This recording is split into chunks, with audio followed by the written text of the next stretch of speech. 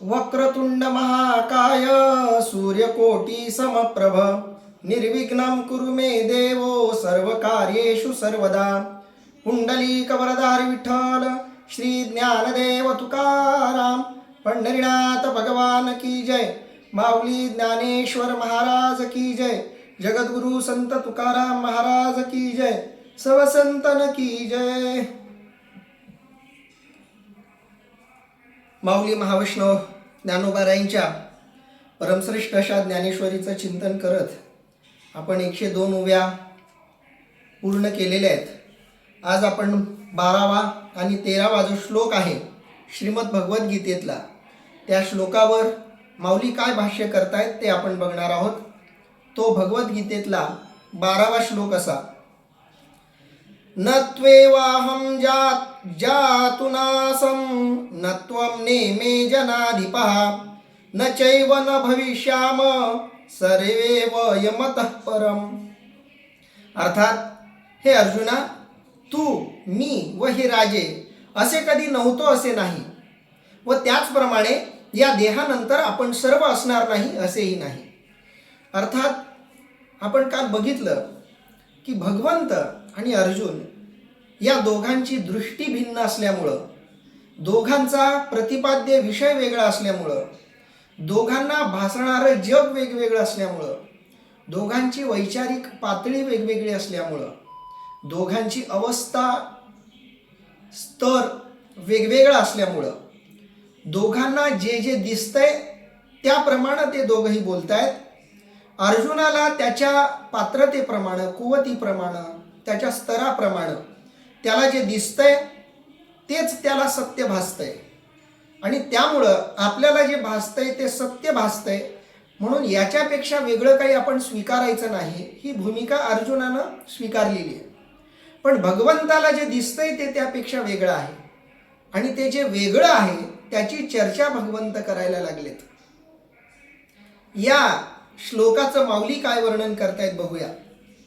अर्जुना सांगेन ऐक, एथ आम्ही तुम्ही देख, आणि हे भूपती आशेख आदी करुणी.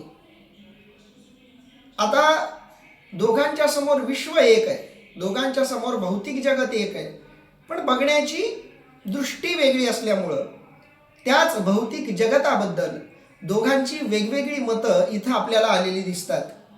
या ओवीचा अर्थ असा आहे: अर्जुना सांगतो ऐक, या ठिकाणी आम्ही तुम्ही आदी करून हे सर्व राजे. अर्जुना सांगेन ऐक, अर्जुना मी तुला हे सांगतोय, तू हे ऐक, लक्ष देऊन तू हे ऐक. मी तुला आता ते सांगायला लागलोय. भगवंताची सुरुवातीला सांगण्याची इच्छा होती की नाही, पण आता मात्र ती इच्छा झालेली आहे. कारण प्रारंभिक उपदेश करून अर्जुनाच्या मनस्थितीवर कोणताही परिणाम झालेला नाही हे भगवंताच्या लक्षात आलेलं आहे. आपण एखाद्या चांगल्या डॉक्टरकडे गेलो की डॉक्टर आधी त्या रोगाचं निदान करतात, आणि निदान झाल्याबरोबर लगेच अवघड औषध देत नाहीत. आधी एक साधं औषध देऊन बघतात. जसं एखाद्याला ताप आला की तापीचं औषध देऊन बघतात आणि सांगतात 2-3 दिवसात कमी नाही झालं तर आपण परत ट्रीटमेंट करू किंवा ब्लड चेकअप वगैरे करू. कारण हा जर ताप साधा ताप असेल तर सहज तापीच्या गोळीनं निघून जाईल. पण त्यांनी तापीच्या गोळ्या दिल्यात आणि 2-3 दिवसानंतरही तो ताप तसाच राहिला तर डॉक्टर दुसरा इलाज सुरू करतात. तो इलाज थोडासा अवघड असतो, त्रासदायक असतो, जास्त काळ घेणारा असतो. अर्जुनाला भगवंतानं सुरुवातीला 1-2 श्लोकांमध्ये समजावून सांगण्याचा प्रयत्न केला, आणि एवढ्यावर अर्जुन ऐकेल असं भगवंताला वाटत असावं. पण तेवढं सांगूनही अर्जुनाचा भ्रम तसाच राहिलाय. अर्जुन ऐकलं नसल्यासारखं सगळं करतोय हे कळायला लागल्यावर भगवंताला वाटायला लागलं की आता सांगावंच लागेल. बघा, माणूस सांगतो म्हणून सांगतो तेव्हा त्या सांगण्याला एक वेगळं महत्त्व असतं. सहज सांगणं वेगळं आणि सांगतो असं सांगून सांगणं वेगळं. विद्यार्थ्यांना आम्ही शिकवताना एखादा विषय अतिशय महत्त्वाचा असेल परीक्षेच्या दृष्टीनं किंवा समजून घेण्याच्या दृष्टीनं, एखादा विषय जास्तच महत्त्वाचा असला तर आम्ही त्यांना आठवणीनं सांगतो की आता आम्ही जे सांगतोय ते लक्ष देऊन ऐका. असं म्हणण्यामागचा उद्देश हा नसतो की आधी जे सांगितलं होतं ते तुम्ही लक्ष देऊन नसतं ऐकलं तरी चाललं असतं, असं म्हणायचं नसतं. पण आता जे आम्ही सांगणार आहोत ते थोडंसं लक्षपूर्वक काळजीपूर्वक ऐका, का तर ते तुमच्या अधिक फायद्याचं होणार आहे. असं सांगण्यासाठी आपण मी सांगतोय तिकडं लक्ष द्या असं म्हणत असतो. भगवंत सुद्धा आता जे सांगायला लागलेत अर्जुनाला ते सांगतो म्हणून सांगतायत आणि ऐक म्हणून सांगतायत. म्हणून अर्जुना सांगेन ऐक, मी सांगतोय आणि तू ते ऐक. आधी मी तुला सांगितलं पण ते सांगतो म्हणून सांगितलं नाही आणि म्हणून कदाचित अर्जुनानं ते ऐकलं नाही. म्हणून सांगतो असं सांगून आणि ऐक असं सांगून सांगणं, या दोन गोष्टींमुळं म्हणजे दोन क्रियापद एकत्र आलेली आहेत. एक क्रियापद भगवंताच्या बाजूने आहे आणि एका क्रियापदाची अपेक्षा अर्जुनाकडून झालेली आहे. एक क्रिया भगवंत सांगतायत, सांगतो, सांगणार आहे, सांगेन, आणि अर्जुनाकडून अपेक्षा आहे ऐक. कारण आधी मी सांगेन असं सांगितलं नव्हतं, थेट सांगितलं होतं, म्हणून कदाचित अर्जुनानं ऐकलं नसावं. किंवा आपण सांगतो असं न सांगून सांगितल्यामुळं अर्जुनानं आपलं सांगणं गंभीरपणे घेतलं नसावं. म्हणून आता सांगतायत की मी सांगणार आहे आणि तुला ऐकायचं आहे. कारण आधी तू ऐकलं नाहीये. ऐकलंय म्हणजे कानावर आदळलंय पण आतमध्ये काहीच उतरलेलं नाही. त्यामुळं किमान आता मी जे सांगतोय ते तुला ऐकायचं आहे, ते तुला ग्रहण करायचंय, आतमध्ये त्याला उतरवायचं आहे. म्हणून अर्जुना सांगेन ऐक, मी सांगतोय तू ऐक. येत आम्ही तुम्ही देख, इथं बघ तू आहेस आणि मी आहे. बघा किती महत्वाचे शब्द आहेत. थोडंसं आत उतरलो आपण या शब्दांच्या. तर आम्ही तुम्ही देख, अर्जुन भगवंताला बघतोय, भगवंत अर्जुनाला बघतायत. बाकी सगळं जग दोघांना सारखं दिसतंय. पण जसा अर्जुन भगवान श्रीकृष्ण परमात्म्याला दिसतोय तसा अर्जुनालाही अर्जुन दिसत नाहीये. शब्द लक्षात घ्या. अर्जुन कसा आहे हे अर्जुनाला माहिती नाही, हे स्पष्टपणे भगवंताला दिसतंय. पण दुर्दैव हे आहे की अर्जुनाला कृष्ण स्पष्ट दिसत नाहीये. अर्जुनाला काहीच स्पष्ट दिसत नाहीये. अर्जुनाला अर्जुनही स्पष्ट दिसत नाहीये, अर्जुनाला श्रीकृष्णही स्पष्ट दिसत नाहीये आणि म्हणून अर्जुनाला काहीच स्पष्ट दिसत नाहीये. त्याला जे जे दिसतंय ते अज्ञानातून जे दिसतंय तेच दिसणार आहे. एखादा अज्ञानी माणूस जे बघू शकतो तेच अर्जुन बघतोय. एखादा भ्रांतीत सापडलेला मूर्छित माणसाला जे दिसू शकतं तेच अर्जुनाला दिसतंय. भ्रममूलक दृष्टी अर्जुनाची झालेली आहे. आणि म्हणून भगवंत म्हणतायत अर्जुना आम्ही तुम्ही देख, बघ, तू माझ्याकडेही बघ, तुझ्याकडेही बघ आणि सगळ्यांकडे बघ. किंवा तू असशील, मी असशील. आणि तिसरे हे भूपती अशेख, हे वेगवेगळ्या प्रकारचे, वेगवेगळ्या नावाचे, वेगवेगळ्या आकाराचे जे भूपती आहेत, आदि करुणी. आदि करुणी म्हणजे इत्यादी सर्व, या अर्थानं आदि करुणी. इथं असलेले असो किंवा इथं नसलेले असो, युद्धात असलेले असो, युद्धात नसलेले असो, तू असो, मी असो, किंवा आपल्या डोळ्याला जे जे दिसतंय ते सगळं असो, त्या सगळ्यांना उद्देशून भगवंत बोलतायत. भगवंत जे बोलतायत ते केवळ अर्जुनापुरतं किंवा भगवान श्रीकृष्णापुरतं किंवा त्या युद्धात आलेल्या कौरव पांडवांच्या बाजूच्या सैन्यांपुरतं मर्यादित नाहीत. म्हणून माऊलींनी शब्द वापरलाय आदि करुणी. सगळ्यांना लागू पडणारं तत्वज्ञान, सगळ्यांना लागू पडणारा उपदेश, सगळ्यांना लागू पडेल असं या विश्वाचं स्वरूप भगवंत पुढं सांगतायत आणि माऊली त्याचं वर्णन करतायत. नित्यता ऐसेची असोनी ना तरी निश्चित क्षया जाऊनी, हे भ्रांती वेगळी करोनी दोन्ही नाही. अर्थात हे नित्य असेच राहतील किंवा हे निश्चित क्षयाला जातील, ही भ्रांती जर टाकून दिली तर यापैकी एकही खरं नाही. भगवंत खूप खोल गोष्ट बोलतायत. केवळ शब्दांमध्ये अडकून आपल्याला ते समजून घेता येणार नाही. शब्दांच्या मागं काहीतरी भगवंताला सांगायचं आहे. त्या शब्दांच्या पलीकडचा अर्थ आपल्याला समजून घ्यायचा प्रयत्न करायचा आहे.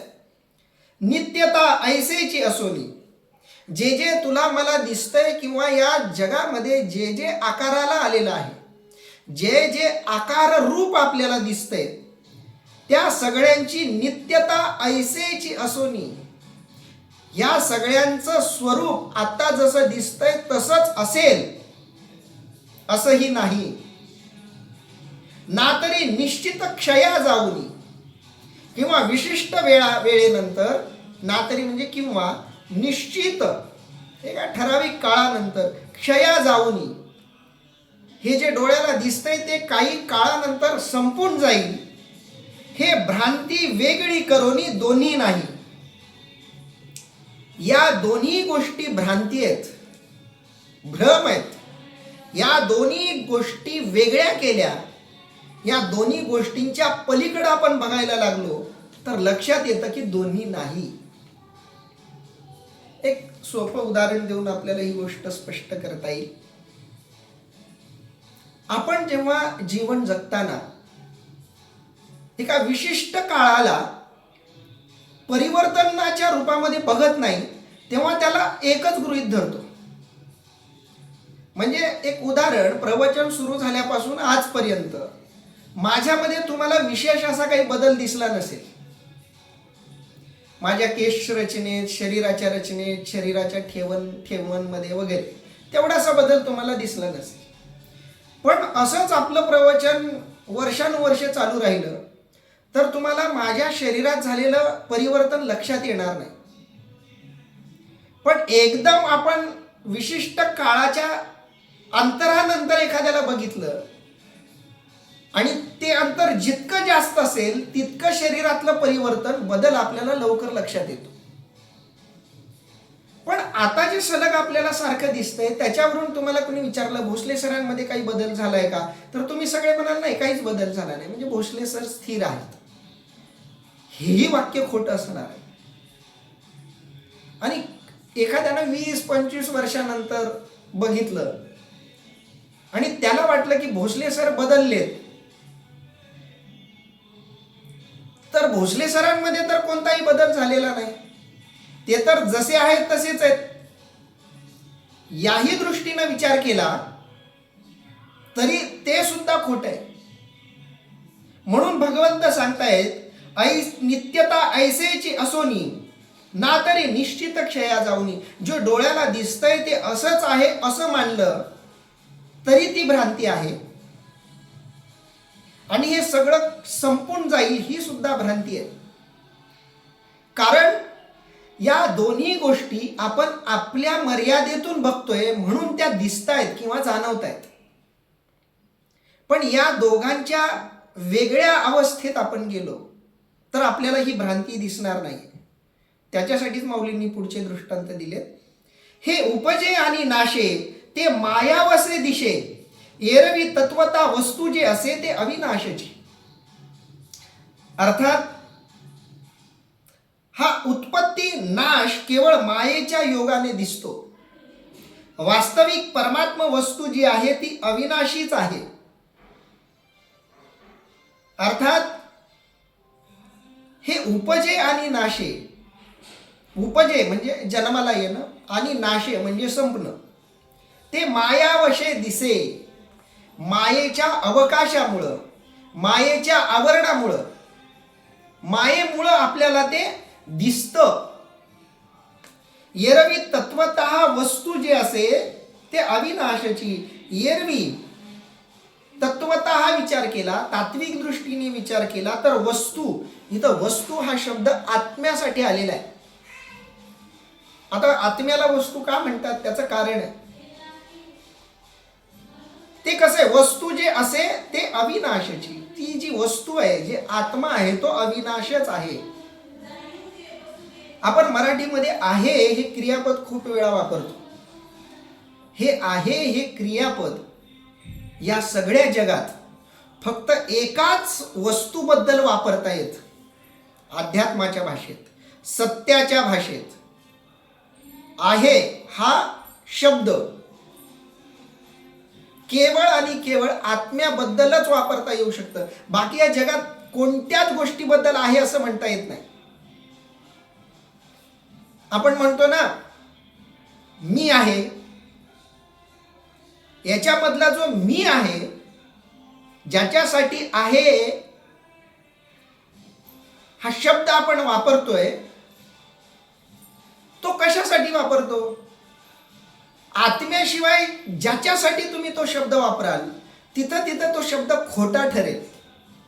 बघा, मी जर म्हणालो माझं शरीर आहे, माझा हात आहे, माझा कॉम्प्युटर आहे, माझा कॅमेरा आहे, माझा मोबाईल आहे, किंवा माझे कपडे आहेत, माझं घर आहे, माझी भिंत आहे, वगैरे वगैरे, या सगळ्यांसाठी मी आहे आहे शब्द वापरतोय.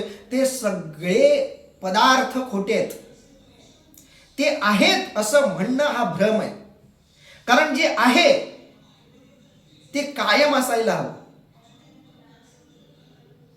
आहे कुणासाठी सार्थक ठरेल? जे कायम असणार आहे त्याच्यासाठी आहे ठरेल, सत्य ठरेल, सार्थक ठरेल. ज्यांना ज्यांना मी आहे म्हणतोय ते एक दिवशी नाहीत होणार आहेत.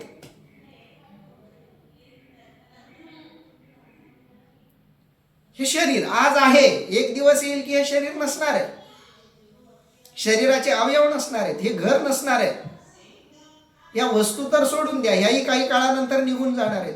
म्हणून या सगळ्यांना मी आहे शब्द जो वापरतो तो शब्द भ्रांती आहे, भ्रम आहे. कारण ते विशिष्ट काळासाठी आहेत. आपण पाण्याच्या बुडबुड्याला कोणतंही महत्व देत नाही, कारण ते काही काळासाठी आहेत. मृगजळाला आपण महत्व देत नाही, कारण ती भ्रांती आहे, भ्रम आहे. जसं मृगजळ भ्रांती आहे तसंच बाकी आपल्याला डोळ्याला जे दिसतंय तीही भ्रांती आहे. आणि म्हणून आपण हे जे बदलणारं आहे याच्यावर नजर ठेवली, याच्यावर दृष्टी ठेवली तर ते आहे असं आपल्याला म्हणता येणार नाही. आणि म्हणून मी म्हणालो की आत्म्यासाठीच आहे हा शब्द वापरता येईल. आत्मा, परमात्मा, ब्रह्म हे या सगळ्यांसाठी, म्हणजे हे मुळात एक आहेत, यांच्यासाठीच फक्त आहे शब्द वापरता येतो. म्हणून त्यांना वस्तू असा शब्द वापरला आत्म्यासाठी. बाकी कोणतीही वस्तू या जगामध्ये नाही, कोणताही पदार्थ या जगामध्ये आहे असं म्हणता येत नाही. केवळ आत्मा आहे म्हणून आत्म्यासाठी वस्तू हा शब्द वापरला जातो. म्हणून उपजे आणि नाशे ते मायावशे दिसे. जन्माला येणं आणि मरण हे मायेमुळं दिसतं. मुळात या दोन्ही गोष्टी भ्रांती आहेत. जन्म ही जितकी मोठी भ्रांती आहे तितकीच मोठी भ्रांती मृत्यू सुद्धा आहे. मायेच्या आपण पलीकडे गेलो की आपल्याला जन्मही दिसणार नाही, मृत्यूही दिसणार नाही. या दोन एक काही क्षुल्लक घटना आपल्याला दिसतील. समुद्रामध्ये तरंग येतात. तुमची दृष्टी जर तरंगावर असेल तर तरंग क्षणिक आहेत, अगणित आहेत. तुम्ही तरंगावर दृष्टी ठेवली की तुम्ही दुःखी व्हाल, कारण त्याच्यामध्ये जन्म मरण आहे, क्षणाक्षणाला आहे. समुद्रावर दृष्टी ठेवली की तुम्ही गंभीर आहात, स्थिर आहात.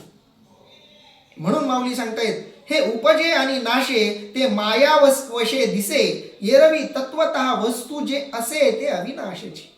या सगळ्यांच्या मध्ये असलेली जी वस्तू आहे, जे तत्व आहे, ते तत्व अविनाश आहे. ते संपणारं नाही, ते बदलणारं नाही. जैसे पवन तोय हलविले आणि तरंगाकार जाहले तरी कवनके जन्मले म्हणो येतेथ. तोच दृष्टांत माऊलींनी दिलाय बघा. जसे वाऱ्याने पाणी हलविले की त्या पाण्याला तरंगाचे रूप येते, अशा वेळी तेथे कोण कोठे जन्माला आला सांग पाहू. किती सुंदर उदाहरण दिलंय माऊलींनी बघा. जैसे पवन तोय हलविले, ज्याप्रमाणे पवन म्हणजे वारा, तोय म्हणजे पाणी, हलविले एखाद्या नदीतलं कुठलंही पाणी वाऱ्याने हलवलं आणि तरंगाकार झाले, ते पाणी तरंगाच्या आकाराचं झालं, तरी कवनके जन्मले म्हणून येथ. इथं कोण कुठं जन्माला आला असं म्हणता येईल का? तरंग म्हणजे नवीन जन्म आहे का?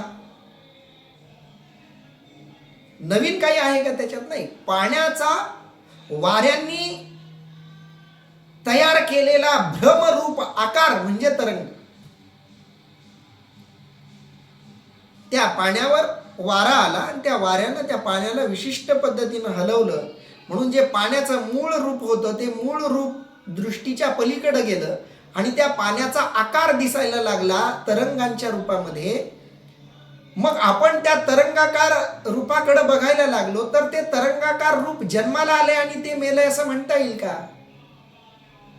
ती एक क्षणिक घटना आहे, विशिष्ट प्रक्रियेतून घडलेली ती घटना आहे.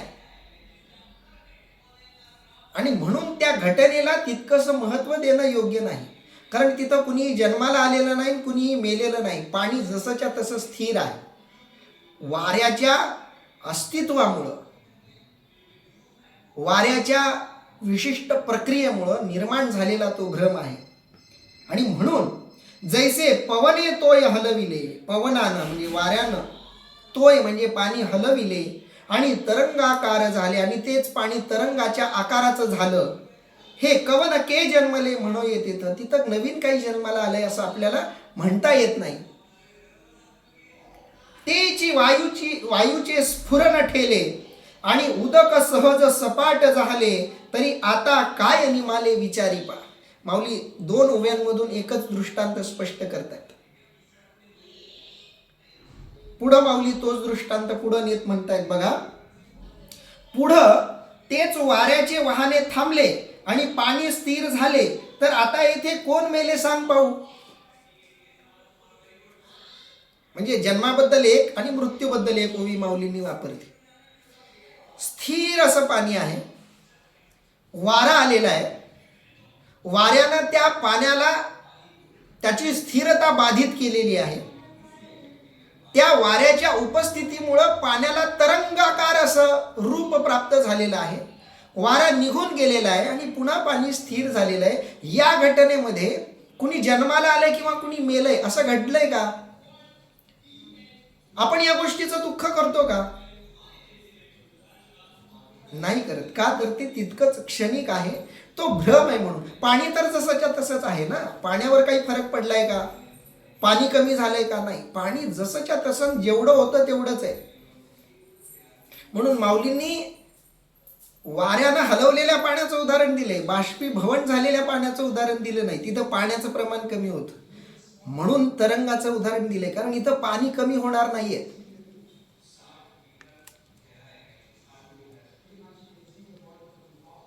पाणी तसंच आहे, तितकंच आहे. पाण्याच्या ना प्रमाणात फरक झालाय ना पाण्याच्या स्वरूपात फरक झालाय. आधीचं पाणी वेगळं होतं आणि तरंगानंतरचं पाणी वेगळं आहे असंही नाही. तीच स्थिरता आहे जी आधी होती. आणि त्यामुळं तेची वायूचे स्फुरण ठेले, तेच पाण्याचं स्फुरण म्हणजे तरंगाकार होणं, वाहनं, ते थांबलं. वारा स्थिर झाला. तेची वायूचे स्फुरण ठेले म्हणजे थांबलं. वायूचं जे स्फुरण होतं, वायूमध्ये जी चंचलता होती, जी गती होती, ती गती थांबली. तेची वायूचे स्फुरण ठेले आणि उदक सहज सपाट झाले. वाऱ्यानं ती पाण्याची सपाटता बाधित केली होती. वारा स्थिर झाला की आपोआप पाणी पण सपाट होऊन जातं. जसं होतं तसं पाण्याचं वैशिष्ट्य आहे. पाणी नेहमी सपाटच असतं.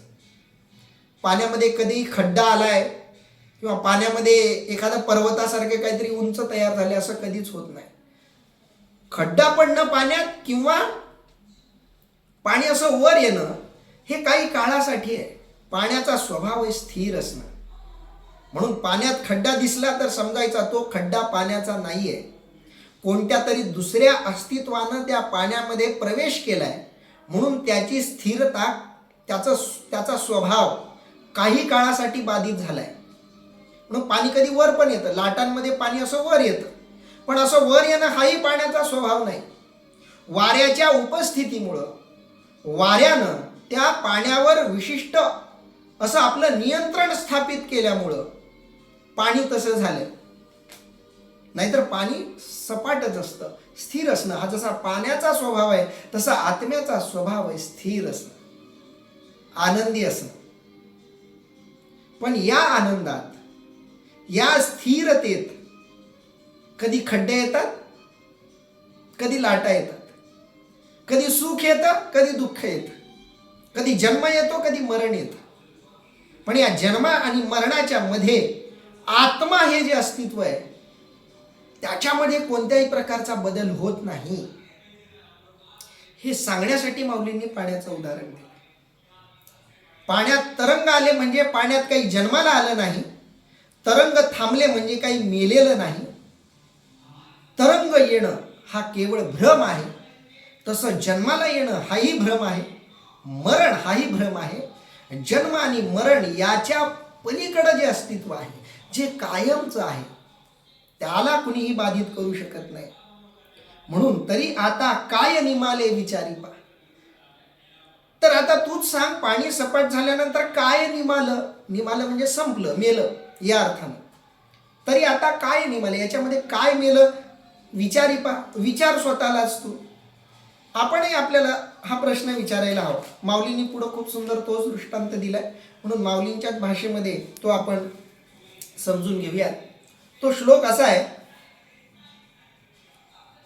देहोनिस्मिन्यथा देहे कौमारम यौवनम जरा तथा देहांतरा प्राप्तीर धीरस्तत्र न मुह्यती. अर्थात देहयुक्त आत्म्याला ह्या देहामध्ये ज्याप्रमाणे बाल्य, यौवन आणि जरा ह्या 3 अवस्था प्राप्त होतात, त्याचप्रमाणे त्या आत्म्यालाच दुसरा देह प्राप्त होतो. असे आत्म्याचे नित्यत्व जाणणाऱ्या पुरुषाला जन्म मरणादिकांचा मोह प्राप्त होत नाही. खूप महत्वाचा श्लोक आहे.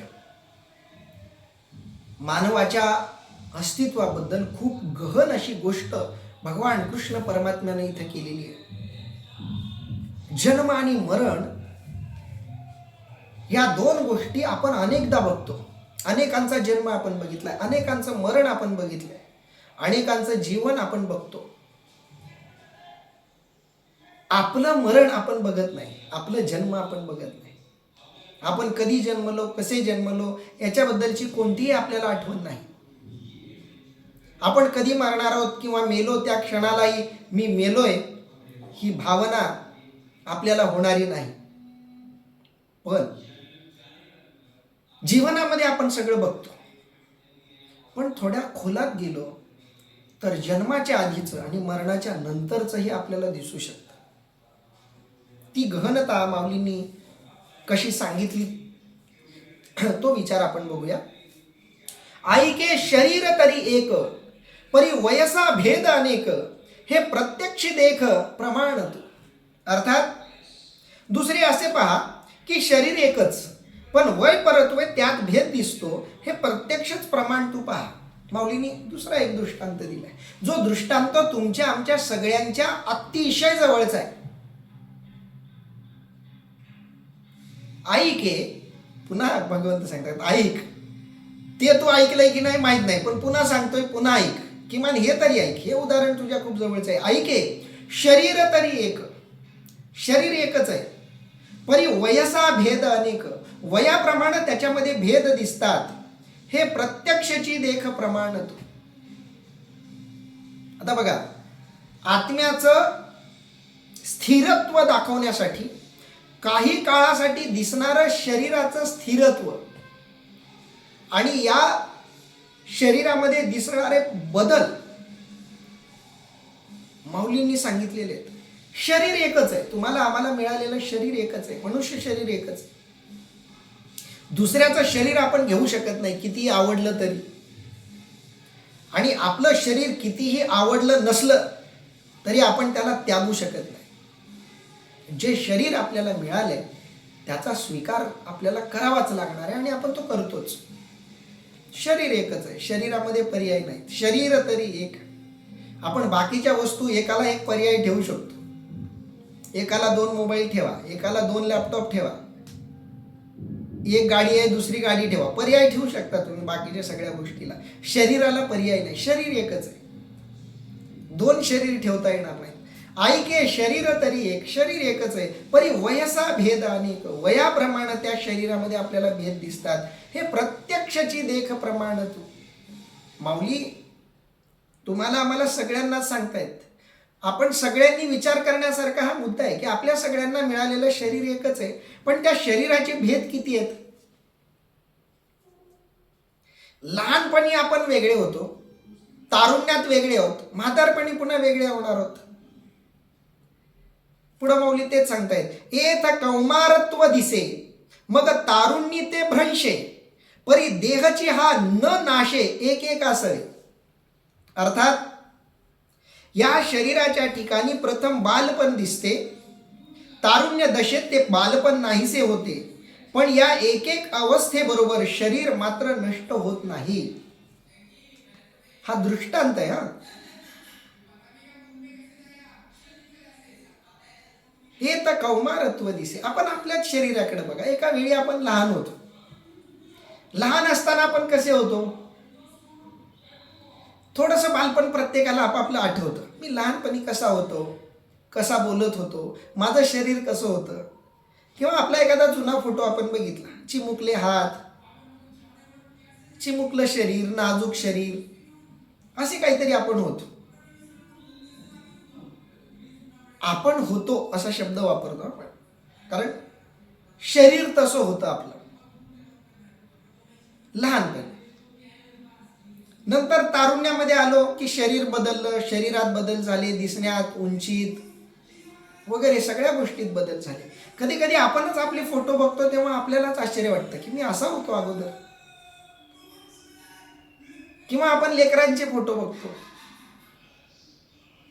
आमच्या आर्यनच्या पहिल्या बर्थडेला, जन्मदिनाच्या दिवशी आम्ही त्याचे 12 महिन्याचे 12 फोटो निवडले आणि ते 12 फोटो असे एकाच बॅनरवरती लावले. आणि ते फोटो बघितल्यावर आम्हालाच आश्चर्य वाटलं की हा एकच आर्यन आहे, प्रत्येक महिन्यात वेगवेगळा दिसतोय.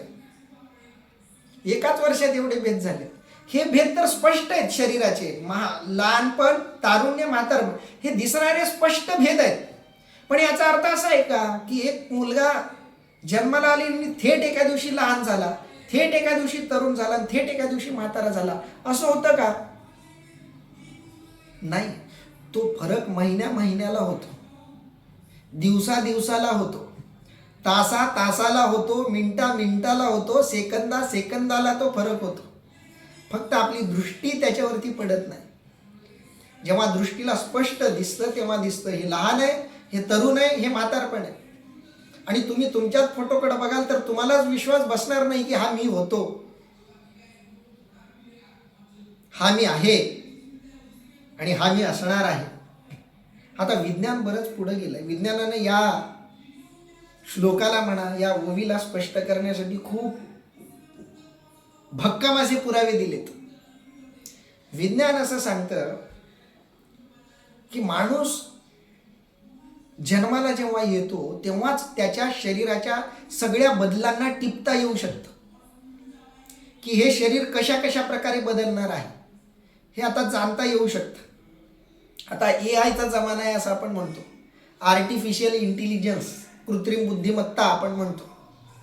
आता तुम्ही एक ॲप आहे, भरपूर ॲप आहेत तसे. त्या ॲपमध्ये तुम्ही तुमचा लहानपणीचा फोटो टाकला की ते आपोआप त्या फोटोवरून या फोटोमध्ये असलेला माणूस अगदी दिवसा दिवसाला कसा बदलत जाईल ते दाखवतं. आणि प्रत्येक वेळेला तो बदल ते ॲप टिपतं. अगदी दिवसा दिवसाला तो बदल दिसतो. वर्षाला बघितला की तो थोडा जास्त स्पष्ट दिसतो. आणि मग लहानपण आणि म्हातारपण ह्या दोघांना एकत्रितपणे बघितल्यावर आपल्याला आश्चर्य वाटतं की हा तोच आहे का, तोच हा आहे का. इतका प्रश्न पडावा इतका बदल त्यावेळी होतो. पण हा बदल एकदम झालेला नाही. एत कौमारत्व दिसे मग तारुण्य ते भ्रंशे. कौमारत्व, लहानपण म्हणा, बालपण आपल्याला दिसतं. तारुण्य आलं की ते संपतं, भ्रंशे. एत कौमारत्व दिसे. आता आपल्याला कौमारत्व दिसतंय, बालपण दिसतंय, मग तारुण्य ते भ्रंशे. तारुण्यामध्ये आल्यानंतर ते कौमारत्व जे आहे ते भ्रंश पावतं, नष्ट होतं, संपतं किंवा दिसेनासं होतं. नष्ट होतं म्हणण्यापेक्षा दिसेनासं होतं. त्याच दिसण्याचं रूप तारुण्यामध्ये परावर्तित होतं. जे शरीर लहान दिसत होतं, बालकाचं शरीर जे दिसत होतं, ते बालकाचं शरीर गेलं आणि आता तारुण्याचं, तरुण पुरुषाचं, तरुण स्त्रीचं ते शरीर दिसायला लागलं. मग तारुण्य ते भ्रंश आहे. आणि तारुण्यातलं जे शरीर आहे ते म्हातारपण आलं की संपतं. संपतं म्हणण्यापेक्षा बदलतं. संपतं म्हणून माऊलींनी खूप सुंदर शब्द वापरलाय, भ्रंशे. म्हणजे संपे असंही म्हटलं नाही, नष्ट होत आहे असाही अर्थ वापरला नाही. भ्रंशे खूप सुंदर शब्द आहे. भ्रंश पावतं, त्याचं रूप बदलतं. आहे तेच, झाडाचं पान आहे, सुरुवातीला कोवळं कोवळं दिसतं, मग हिरवंगार होतं आणि मग पिवळं होऊन जातं. पान बदललंय का? पान तेच आहे, पण पानाच्या आत काहीतरी बदल झाल्यामुळं तो बदल हळूहळू बाहेर यायला लागला. शरीर आहे, शरीरामध्ये अवयव आहेत, ही प्रक्रिया चालू आहे. जन्माला आल्यापासून हृदय धडधडत आहे. श्वासोच्छवासाची प्रक्रिया नियमितपणे चालू आहे. कधीच त्याच्यामध्ये बदल पडलेला नाही. आपण झोपलोय, उठलोय, हातापायाच्या सगळ्या क्रिया केल्यात, बोललोय, सगळ्या अवयवाला कोणत्या ना कोणत्या प्रकारचं आपण काम देत राहिलोय. आणि हे काम करत करत शरीर बदलत गेलंय, बदलत असतं शरीर. येत कौमारत्व दिसे, कौमारत्व दिसतं. तारुण्य ते भ्रंशे, तारुण्य आलं की ते भ्रंश पावतं, रूपांतरित होतं. आणि म्हातारपण आलं की तरुणपण संपतं. आणि माणूस मरण आलं की म्हातारपण पण संपतं. परी देहाची हा न नाशे एक असावे. यांच्याबरोबर शरीर संपतं का? शरीर तेच आहे. एकाच शरीरामध्ये झालेले हे बदल आहेत. लहानपणीचं शरीर वेगळं होतं, तारुण्यातलं शरीर वेगळं आहे, म्हातारपणातलं शरीर वेगळं असं नाही. शरीर एकच आहे. काळाच्या प्रभावामुळं याच एका शरीरामध्ये हे बदल आपल्याला होताना दिसतात. शरीर बदललेलं नाही, म्हणजे शरीर तेच आहे, शरीराच्या दिसण्यात बदल झाला. वरून म्हणण्यापेक्षा आतून बघा. आपलं हृदय तेच आहे. जे काही आतले इंटरनल अंतर्गत जे अवयव आहेत ते बदलणार आहेत का? एखाद्या ऑपरेशननं ते अवयव ठीक आहे बदलू नाही टाकले, बाकीचे अवयव तर तेच राहणार आहेत. देह संपत नाही या सगळ्या गोष्टीमध्ये.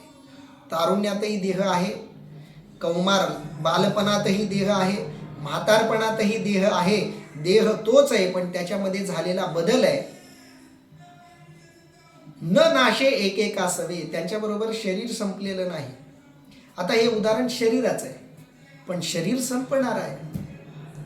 हा बदल जसा दिसतो शरीराचा, तसं मेल्यानंतर शरीराची काय होईल? माती होईल. आपले केस, नख, त्वचा, हाडं, रक्त, मांस, जे या 5 महाभूतापासून शरीर बनलंय, हे 5 महाभूत त्यांच्यामध्ये विलीन होऊन जातील. शरीरातलं रक्त पाण्याच्या रूपानं मातीतच विलीन होईल. हाडं माती, सगळं मातीत विलीन होईल. जळलो तरी राख होईल, राखेच्या रूपानं पुन्हा मातीतच सगळं विलीन होईल. शरीराचं उदाहरण दिलं असलं तरी ते संपतं, पण उदाहरण शरीराचं दिल्यामुळं माऊली सिद्धांत त्या अनुषंगाने देत आहेत. बघा, तैसी चैतन्याच्या ठाई ये शरीरांतरे होती जाती पाही, ऐसे जाणे तया नाही व्यामोह दुःख. अर्थात त्याप्रमाणे चैतन्य एक असता त्या चैतन्याच्या सत्तेवर अनेक शरीरे होतात आणि जातात. असा विचार ज्याला असतो त्याला मोह दुःख बाधत नाही. ज्याचं लक्ष आकारावर आहे त्याला दुःख आहे. ज्याचं लक्ष निराकारावर आहे तो आकारानं भ्रमित होत नाही. तो आकारामध्येही निराकाराला बघतो. कारण चैतन्याच्या ठिकाणी, तैसी चैतन्याच्या ठाई ये शरीरांतरे होती जाती पाही. बघा, इथं चैतन्य शब्द माऊलींनी वापरलाय, पण चैतन्याच्या ठिकाणी शरीरांतर होती जाती पाही. इथं ज्या चैतन्याचा उल्लेख माऊली करतायत किंवा भगवंत करतायत, हे चैतन्य माया विशिष्ट चैतन्य आहे. माया बाधित चैतन्य आहे. हे चैतन्य तेच आहे, तरंगाकार झालेलं पाणी. माया विशिष्ट चैतन्य म्हणजे तरंगाकार झालेलं पाणी, शुद्ध पाणी नाही. हे आपल्याला इथं लक्षात घ्यायचं आहे. तैसी चैतन्याच्या ठाई ये शरीरांतरे होती जाती पायी. शरीरांमध्ये अंतर, एक शरीर सोडलं की दुसरं शरीर, दुसरं शरीर सोडलं की तिसरं शरीर. बघा, आपल्या हिंदू धर्मामध्ये पुनर्जन्माचा सिद्धांत हा अतिशय परिपक्व असा सिद्धांत आहे. त्याच्यावर पूर्णपणे श्रद्धा आहे हिंदू धर्माची. आणि हा सिद्धांत काय सांगतो आपल्याला, या शरीरामध्ये जे चैतन्य आहे, हे चैतन्य या शरीरात आहे म्हणून ते माया विशिष्ट आहे. त्याला मायेचा बाध आहे. मग ते देवाचं शरीर असो, संतांचं शरीर असो, ते माया विशिष्ट चैतन्य आहे. मायेनं बाधित झालेलं आहे. मायेचा प्रभाव त्या चैतन्यावर पडलाय म्हणून ते आकारारूप दिसतंय. आकार म्हणजे माया थोडक्यात. चैतन्याला मायेचा संपर्क झाला की चैतन्याला आकार आला. चैतन्यालाही आकार आला आणि त्याला जे दिसतं तेही आकाररूपच दिसतं. म्हणून चैतन्याच्या ठाई ये शरीरांतरे होती जाती पाही. कारण शरीर हे केवळ हे स्थूल शरीर आहे. केवळ स्थूल शरीरच शरीर नाहीये, सूक्ष्म शरीर सुद्धा आहे. आता सूक्ष्म शरीराच्याही प्रतिमा अलीकडच्या कॅमेऱ्यामध्ये टिपता येतील इतके कॅमेरे आपल्याकडे ॲडव्हान्स झालेले आहेत. मी काही संशोधन वाचलं अलीकडं फोटोग्राफी वर्कशॉपच्या संदर्भामध्ये. मी आमच्या पालघरला एक फोटोग्राफी वर्कशॉप झाला होता. त्याच्यामध्ये बरंच काही या छायाचित्राच्या बद्दलचं विज्ञान वगैरे त्यांनी सांगितलं होतं. छायाचित्रामध्ये विज्ञान आता इतकं पुढे गेलंय की ते असं सांगतात की सूक्ष्म शरीराचे सुद्धा फोटोग्राफ्स घेता येऊ शकतात.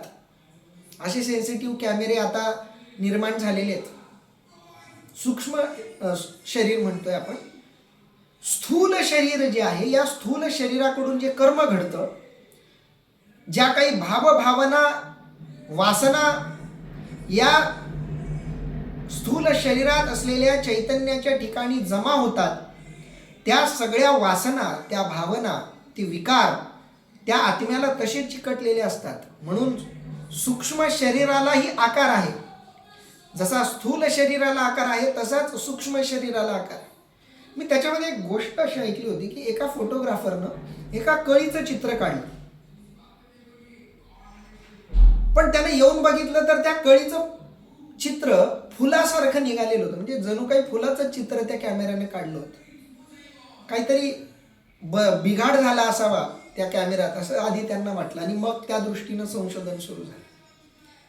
विज्ञान आणखी प्रगत झालं तर ही गोष्ट आणखी स्पष्ट करून सांगेल विज्ञान उद्या की या शरीराच्या आत एक सूक्ष्म शरीर सुद्धा आहे आणि त्या सूक्ष्म शरीरामुळं देहांतर होतं. या शरीरातून बाहेर पडल्यावर जे सूक्ष्म शरीर शिल्लक राहतं, त्या शरीरामध्ये ज्या वासना आहेत, ज्या भावना आहेत, त्या भावना आणि वासनांप्रमाणे ते शरीर दुसरं शरीर शोधत फिरतं आणि मग त्या शरीराला त्याच्या वासनांप्रमाणे योग्य असं शरीर जिथं मिळेल, असं वातावरण जिथं मिळेल, तिथं ते सूक्ष्म शरीर प्रवेश करतं आणि पुन्हा ते नव्यानं जन्माला येतं आणि पुन्हा त्या राहिलेल्या वासना, त्या भावना, आकांक्षा, इच्छा या सगळ्यांना घेऊन ते जन्माला येतं आणि पुन्हा नव्यानं कर्म करून ज्या मागच्या वासना आहेत, मागची जी कर्म आहेत, त्याच्याप्रमाणे पुन्हा त्याची वृत्ती बदलते. थोडं विज्ञानाच्या भाषेमध्ये बघूयात. हे बायोलॉजिकली जुन्या काळात असं सांगितलं जात होतं, म्हणजे आध्यात्मिक भाषेत, की एखाद्या पुरुषाचा उद्धार झाला तर तो 24 कुळांचा उद्धार करेल आणि स्त्री त्याच्या डबल कुळांचा उद्धार करेल असं म्हटलं जात होतं. अजूनही अध्यात्मामध्ये आपण ते मानतो. असं का म्हणतो तर बायोलॉजिकली मी जो आहे तो माझ्या 24 पूर्वजांचे काहीतरी गुणसूत्र माझ्यामध्ये आहेत म्हणून मी असा आहे. म्हणजे विज्ञान सुद्धा असं म्हणत नाही की मी म्हणजे मी आहे.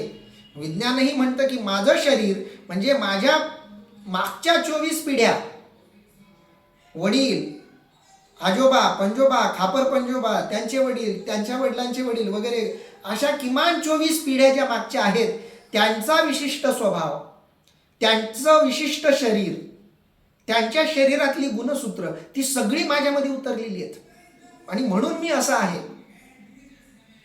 आता हे जसं बायोलॉजिकली आहे, अगदी तसंच थोडं सूक्ष्म शरीराच्या बाबतीत पण आहे. कारण हे आत्मे वेगवेगळे आहेत. माझ्या 24 पिढ्या मागच्या ज्या आहेत त्यातले शरीर जरी एक असले तरी आत्मे वेगवेगळे आहेत. जसं शरीर सुद्धा बायोलॉजिकली घडतं तसं आत्मा सुद्धा वेगवेगळ्या अलौकिक अशा न दिसणाऱ्या अशा वासना वगैरेंनी घडतं आणि त्यातून एक विशिष्ट असं चैतन्य, विशिष्ट असं माया विशिष्ट चैतन्य, जीव घडतो आणि तो जीव त्याला अनुकूल असं शरीर कुठं मिळलं दिसलं की त्याच्यामध्ये ते प्रवेश करतं आणि मग पुन्हा नव्यानं आधी मागच्या जन्मातले काही गुणधर्म, स्वभाव आणि पुन्हा या जन्मात घेतलेले काही गुणधर्म आणि स्वभाव यांच्या मिश्रणातून तो घडत जातो आणि पुन्हा कर्मसिद्धांत सुरू होतो. पुन्हा ते कर्म करतं, पुन्हा बंधनात अडकतं, पुन्हा दुसऱ्या शरीरात जातं. हे सारखं होती जाती पाही, ये शरीरांतरे होती जाती पाही.